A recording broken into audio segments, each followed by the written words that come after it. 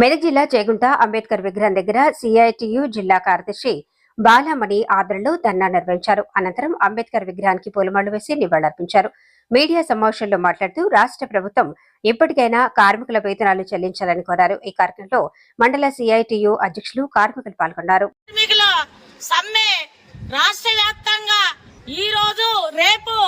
జరుగుతుంది.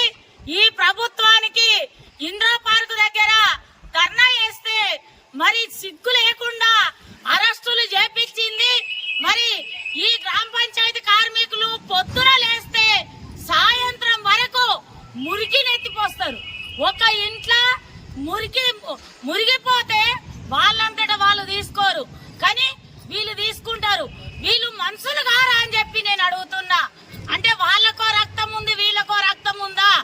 ఈ రోజు కాంగ్రెస్ గవర్నమెంట్ అధికారంలోకి వస్తే గ్రామ పంచాయతీ కార్మికులను పట్టించుకుంటలేరు.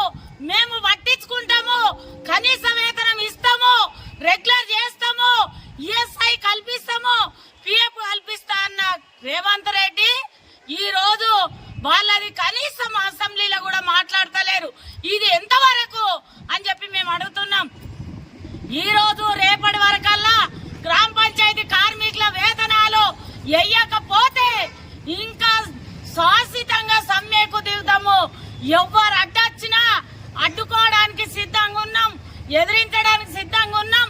పోలీసులను పెట్టినా మేము భయపడము, లాఠీలతో భయపడము, అరెస్టులతో భయపడం.